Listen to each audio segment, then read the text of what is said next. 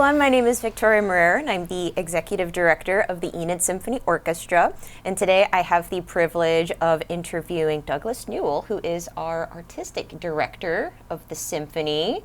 So welcome to the show today, Doug. Thanks for joining us. Thank you. Thank you for having me. That's a lovely introduction. I appreciate that. You're welcome. You're welcome. So today we're going to be talking about the launch of our 2023 to 24 annual Premier Fund Drive. And then we'll go ahead and talk a little bit about our first performance of the season, Flipside, the Patty Page story. So Doug, can you give us a little bit, so what exactly is the Premier Fund Drive for the Symphony? The Premier Fund Drive is the annual drive to raise monies to support the Symphony that funds in addition to ticket sales and grants that we have from other outside sources that make the Symphony possible. We run on about a $390,000 a year budget.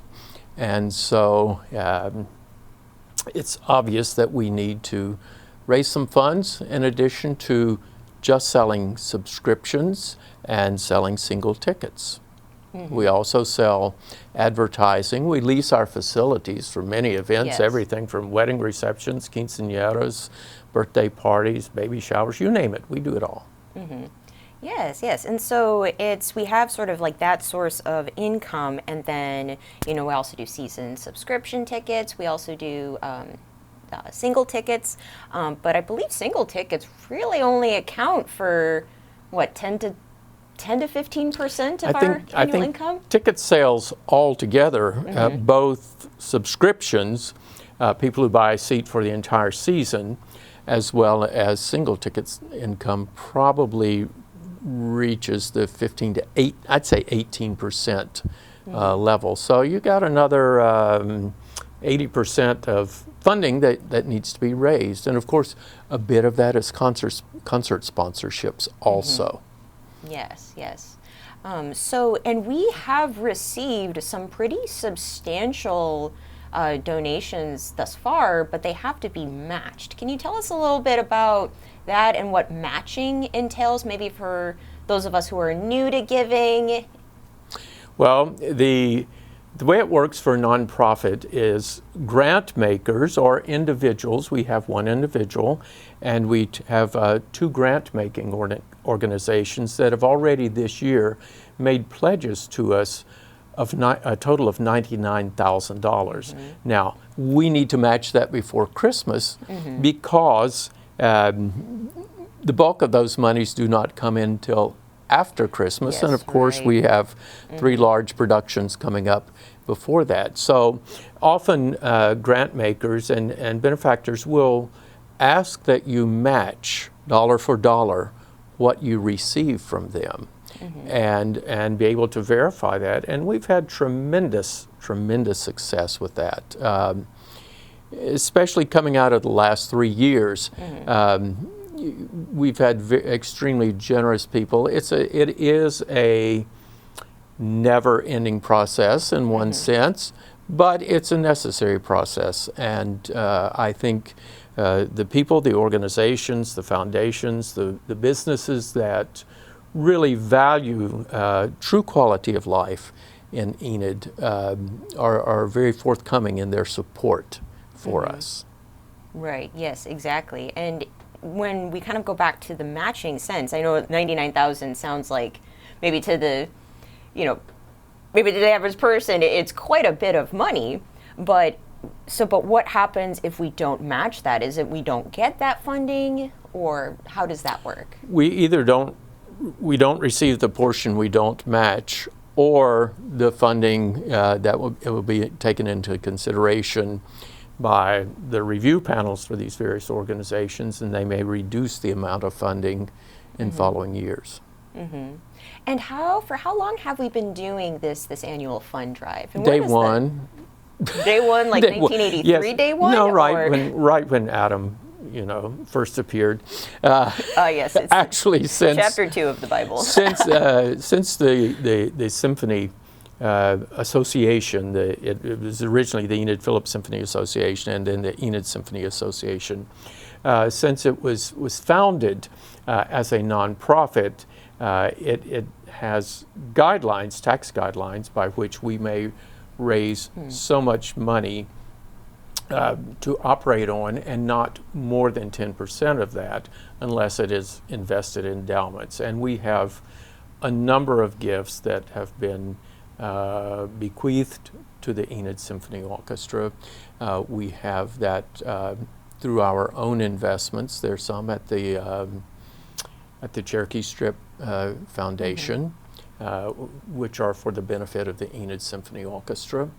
And through the income off of those investments, as well as what we raise annually. We don't, for example, take everything that's in an investment. You don't want to do that, and especially these last few years when the stock market's down, you want to take as little of that as as necessary.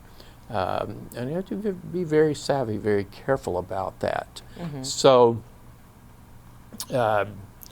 we, of course, raise funds each year, and we budget from year to year based upon how we did the previous year. That's a very, very wise way of doing it, because you don't want to add too many things to a new season if the last season ran a deficit. Right. And we came out of it very well at the end of this last season, like most nonprofits. And I'll stress this, the ones that are honest with you will tell you that they've had a very difficult time in the last few years for a variety of reasons. But, you know, at that, investment income is not what it should be. So it's necessary. It's the part, I had somebody one time, I walked into a grocery store. All I wanted was a bag of chips and some coleslaw for my hamburger. Somebody walks up and says, "Well, how are you?" And I said, "Well, I'm just great." And I said, "Well, you ought to be. All you ever do is ask for money." And I said, "Well, you know, I wouldn't do that if I didn't have to as part of my job." But I also, the bigger answer to that question is that I believe in what we do, and I believe in its intrinsic value to enrich the community. We have outreach to children through the Carnegie Link Up program. We have outreach to the entire community through the city and sponsored, and the Security National Bank sponsored July 4th performance, which, especially when July 4th is on a weekend, the crowds are the largest of all. It's a little difficult when it's on a Tuesday night and everybody has to go to work Wednesday, but Friday and Saturday nights bring pretty big crowds, and Sunday nights too. But we also travel to Stillwater to present the Carnegie concerts there. We're hoping to travel to Alva this year for a performance of Handel's Messiah after we present it in our hall here. And featuring the Northwestern Choir as well, getting that age demographic involved as well. They're going to join with the Enid Symphonic Choir to sing with us on the performances both here and there. And it's a very important thing to provide cultural opportunities that are not just entertainments, but they're enriching. I mean, you know, there's so much you can't beat, if you want to celebrate Christmas and the true spirit, the meaning of Christmas. You cannot do that any better than Handel's Messiah, which is, of course, based directly upon the scriptures, the prophecy, and the birth of Christ. And it's absolutely fantastic music. There's a reason it is still performed today, many times the world over, simply because it is one of the great centerpieces of culture, of human development. And I think it's tremendous that we're able to do things like this. And so when people are giving to the symphony in one way or another, they're not just giving to see more concerts. They're really giving to this artistic vision, our mission of bringing high quality artistry to not only Enid, but to Northwest Oklahoma. So you're really giving to sort of this bigger, broader mission for our community and really improving the quality of life here. It's not just, it doesn't mean just concerts. It's really like making Enid a better place to visit, a better place to live. We think so. Yes. And it's really fitting too, because this year in particular, we're celebrating we're calling it our Silver Season. It's a celebration of our 25th year in the Joan Allen Symphony Hall. And I think it's really fitting how almost every one of our concerts this year celebrates something about Enid or Oklahoma. Patty Page, Flipside, we're celebrating Oklahoma icon, superstar, Sing and Rage Miss Patty Page, Handel's Messiah, the Enid Symphonic Choir, getting the community-involved Northwestern Choir. February, we're featuring Ty Myers, our concertmaster, sort of a celebration of the symphony. Side by Side, celebrating the Enid Youth Symphony, getting our children and our youths involved. And then in April, with a newly commissioned Fanfare for Joan, a celebration of Joan Allen, who's one of our beloved friends and community icons, and just celebrating the hall. So it's interesting when you're giving for this season, you're really giving for a celebration of our community.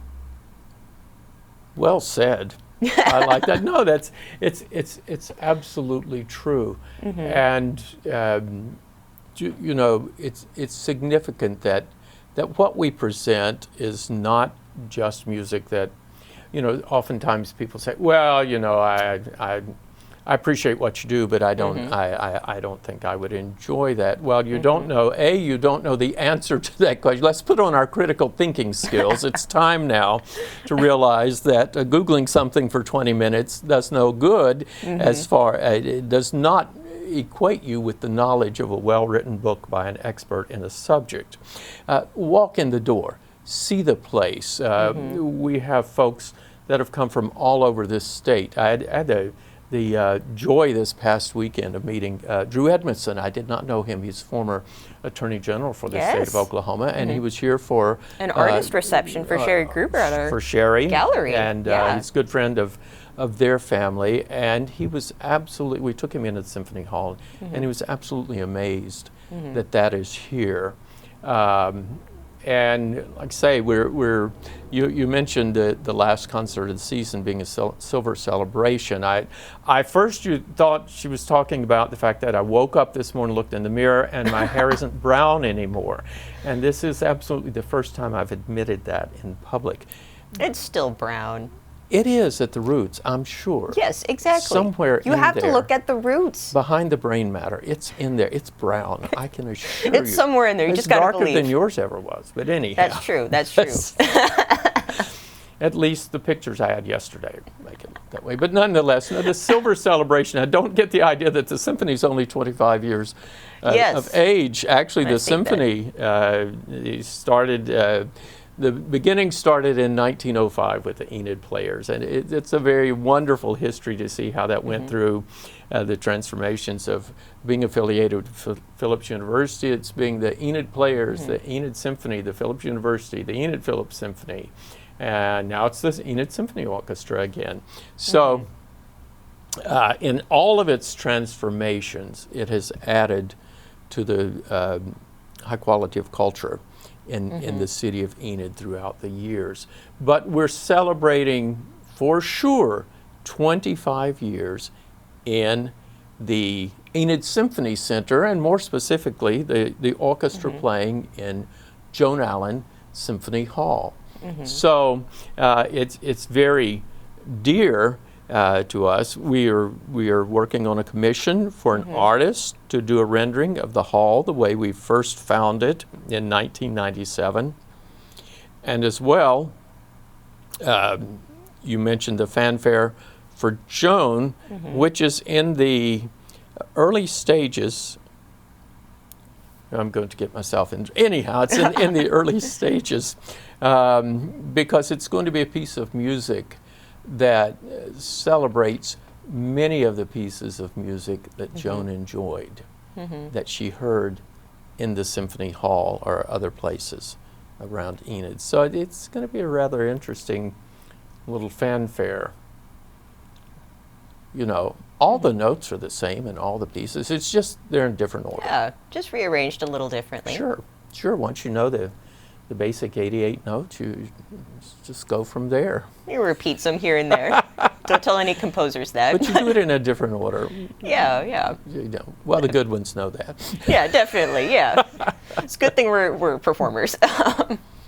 Well, yes. Yes. So I do want to get to Patti Page flip side, but I was just thinking we're talking about the kind of like the hall, and we've been there for 25 years, and one of my favorite stories of yours is hearing how you discovered the hall and how it was like quite literally a dream that you had as a child that came true. Can you tell us that story?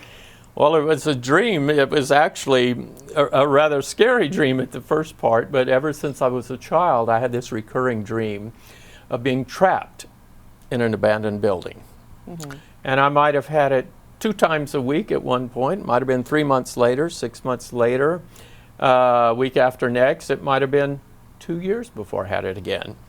But the very last time I had the dream was the week I graduated from New England Conservatory with my graduate degree in orchestral conducting.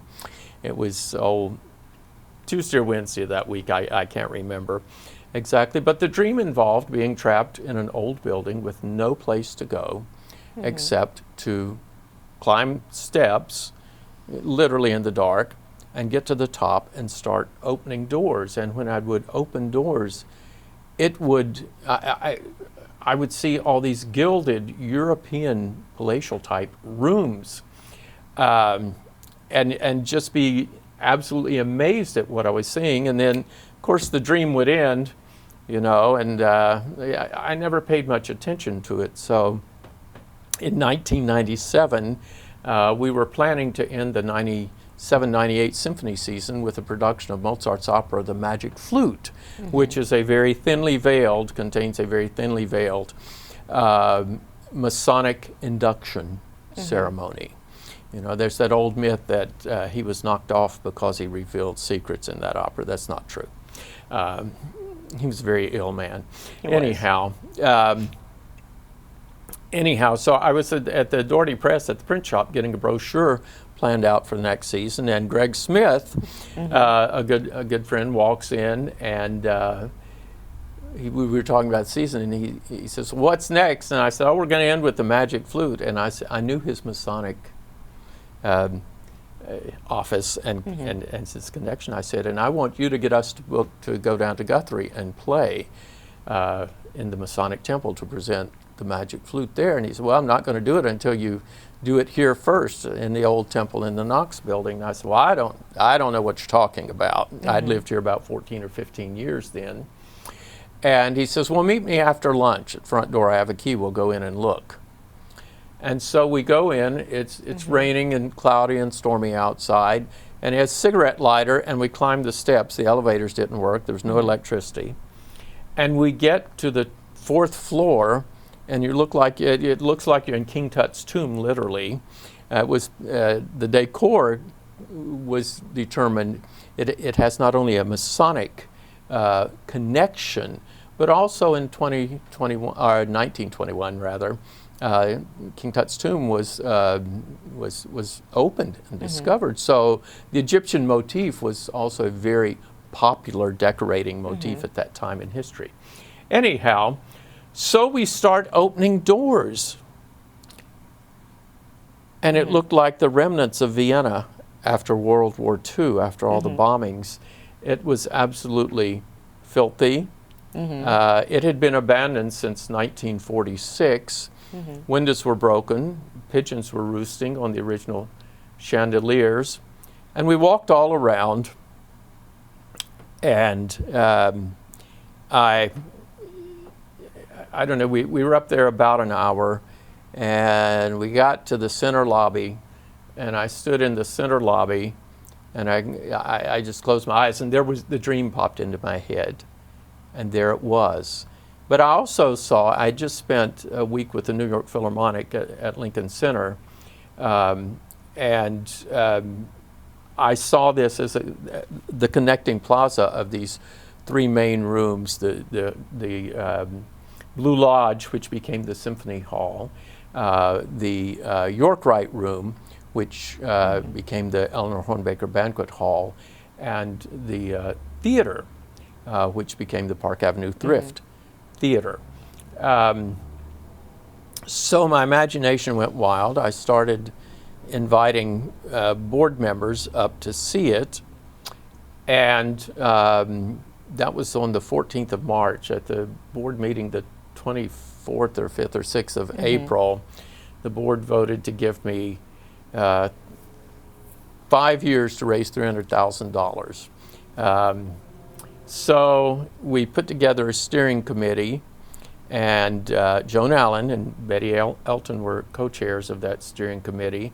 I had one committee meeting, and as I left that meeting, I was presented the first $100,000 that I needed, and about 2 minutes later, someone else came along and said, "We'll match that." Wow. So I had one meeting, and I had 200 of the three I needed. I went to the city knowing that the city would never invest or fund a performing arts facility. This was in 1997, and I asked the city council, the city to make a grant of $100,000 renewable over 5 years. And that means that it would be given in $20,000 increments. And the council would vote each year whether or not they wanted to continue that pledge. It was not a unanimous vote. I think it was, there were 3 dissenters. But nonetheless, the city made that investment. And my reason for asking that is that would show support of the community. And it brought in so many funds from outside of Enid, as well as inside of Enid and outside of the state of Oklahoma. You know, we were in the newspaper and all these things. I mean, one of my children got a call, answered a call at the house when we weren't there one night, and this lady in Tulsa said, "I've seen what your dad is doing. Can you give me an address where I can send some a gift?" And she sent a gift of $10,000. Wow. Oh my goodness. This stuff happens to me. You probably just want to walk around with me. It might bring you good luck. I don't know. I'm the luckiest person that ever lived. You know, at least in my mind, very few people have their dreams become a reality, and that's happened for me.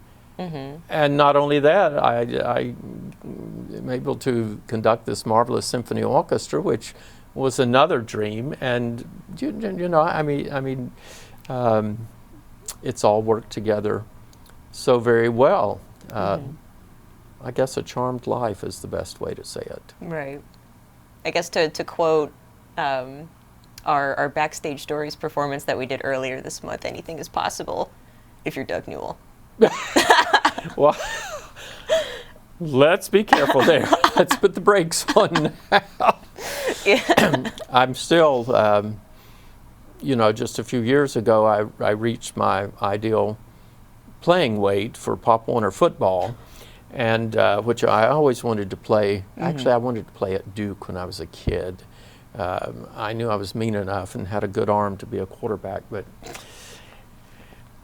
at 103 pounds, it just wasn't going to happen. You could be the football. But then I reached the weight, and they told me, you know, oh, you have blood sugar problems, you need to lose some weight. Oh, no. So now I'm back down to the junior high equivalent of, I think, the minimal weight. So, but no, Doug Newell's never going to get to play football like he always fantasized about doing. Not with that attitude.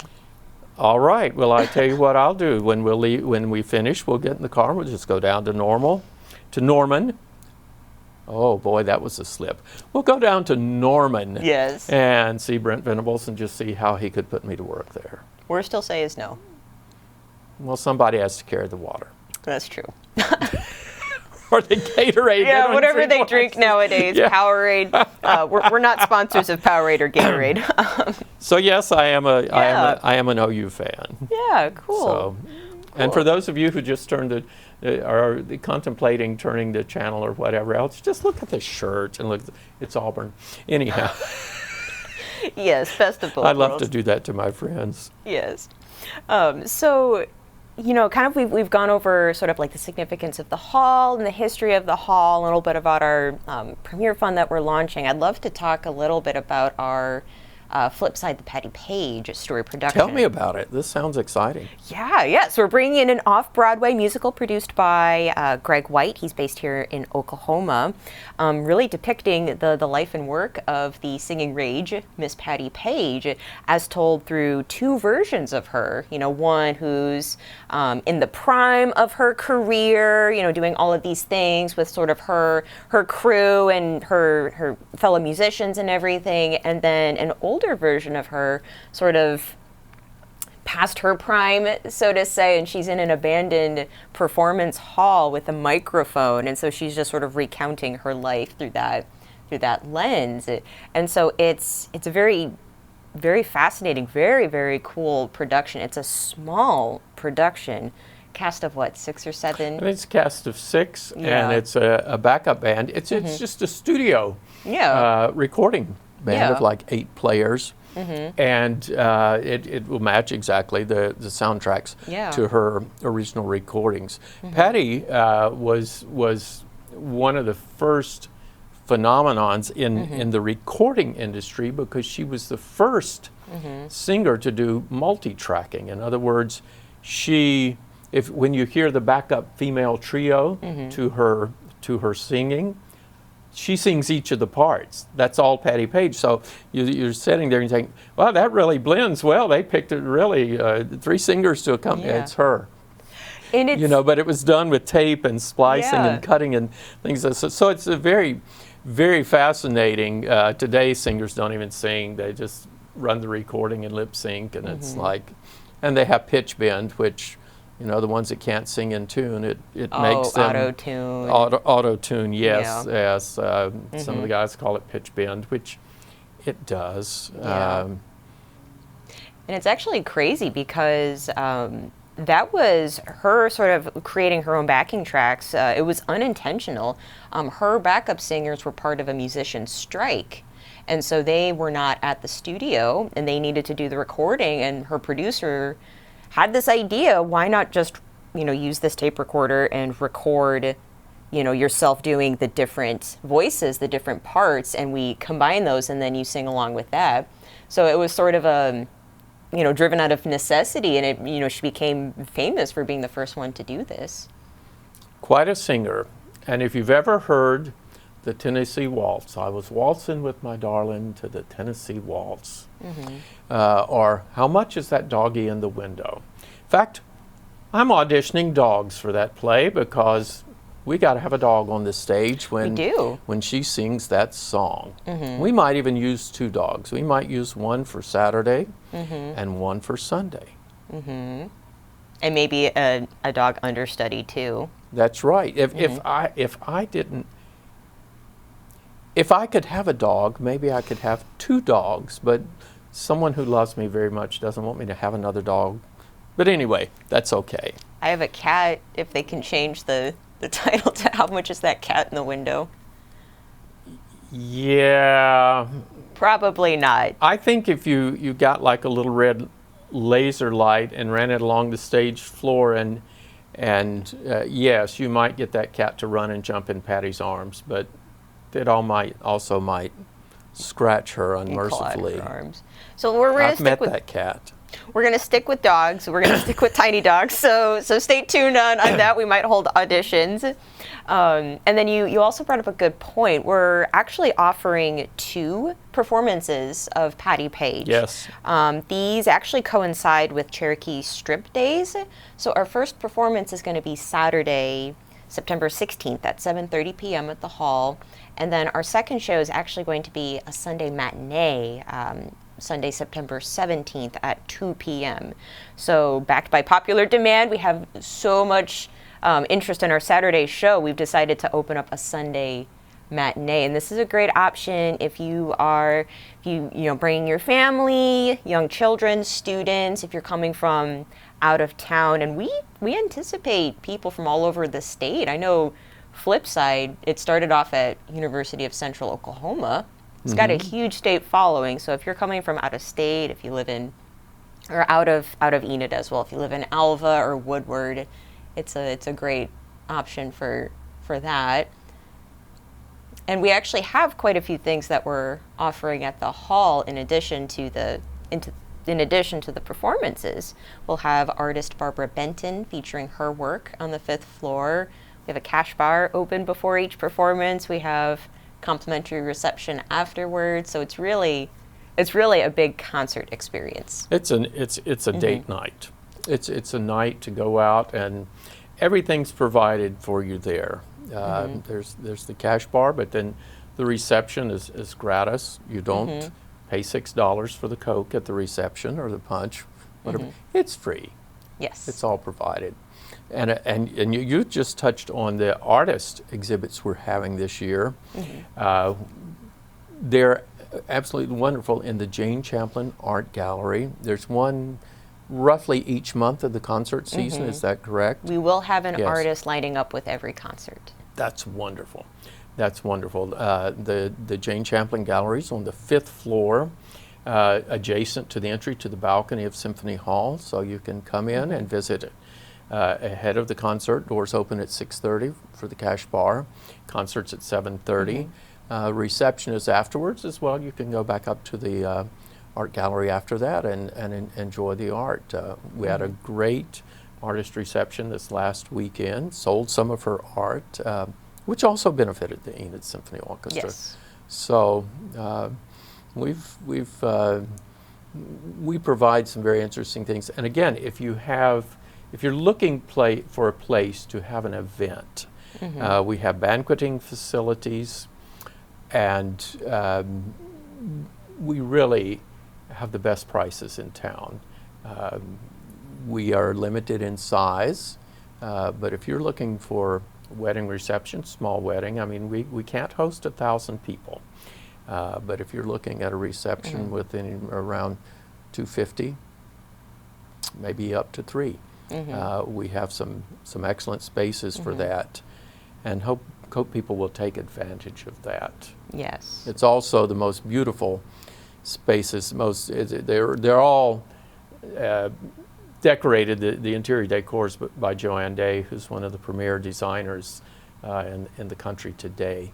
So it takes very little decorating to have an elegant event at our space. Yes, lots of ways to get involved with the symphony in one form or another. So today I want to conclude so if you want to purchase tickets for Flipside or for the season, or if you want to contribute to the annual Premier Fund Drive, how can we do that?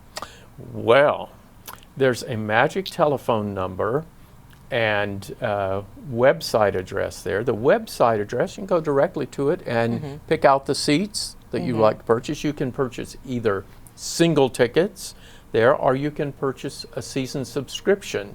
And just so people understand, if you buy a season ticket for $150, that's 6 concerts for the season, and that equates to $25 a concert.